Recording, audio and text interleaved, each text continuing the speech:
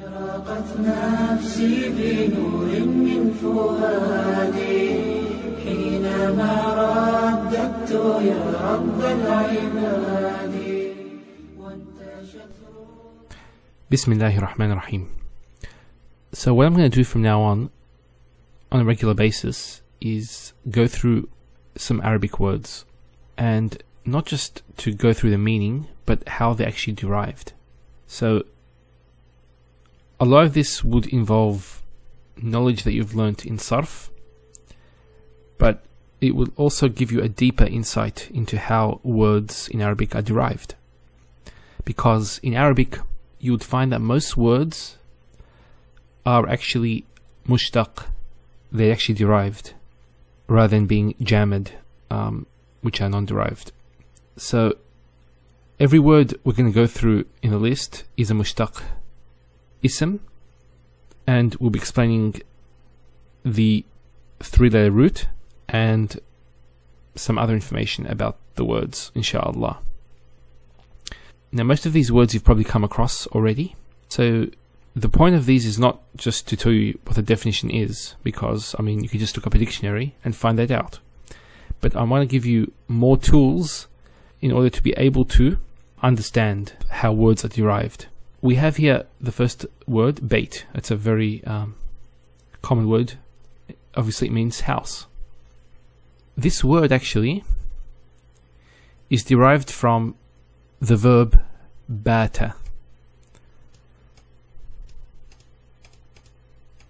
Bata yabitu. Yabitu is the mudara' verb, and bata means to spend the night. So bait is the place where you spend the night.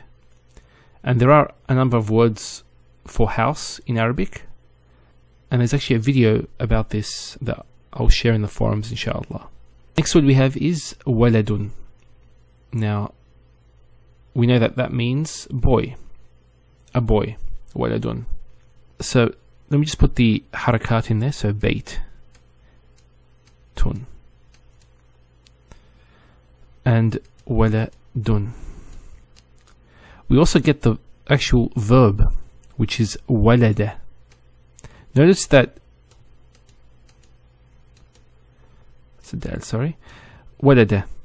It's the letters are the same. The only difference is the last harakah. Here it's you got two dhammas, and here you've got a fatha.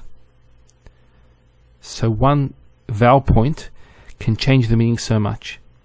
Waladun is a boy or a child, and walada means to give birth to, and obviously they have related meanings because they're derived from the same, the same masdar.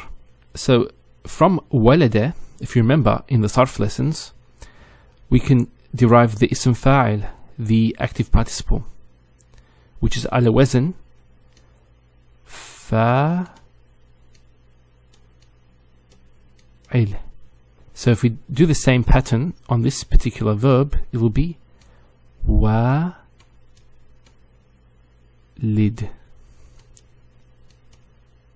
And we'll put the two dhammas, walidun. Now, walidun means father, is the one that fathers or begets. If we add a ta marbuta at the end, take off this this harakat, wali da, that's a fatha, tun. Walidatun, by adding the ta marbuta, we've made it feminine. So this means mother. So you can see how words are derived in Arabic. It's, you could say, a very systematic way. So obviously, just from these three-letter roots, we can derive more meanings. For example, we can have the ism maf'ul is mawlud. The mawlud is the one that is given birth. Next we have mujtahid, is one who exerts himself. The root of this is the jim, and then the ha, and then the dal. And then you get the masdar jahdun, which means exertion.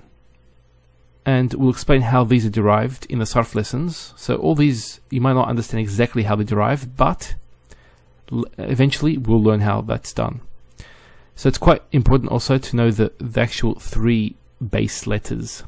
And the mim and the ta are extra letters. So if you remember in the sarf course, we have actually extra letters in a word that can be added to the 3 base letters.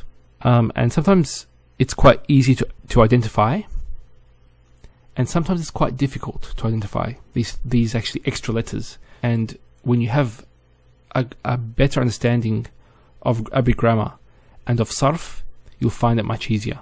أشرقت نفسي بنور من فؤادي حينما رددت يا رب العباد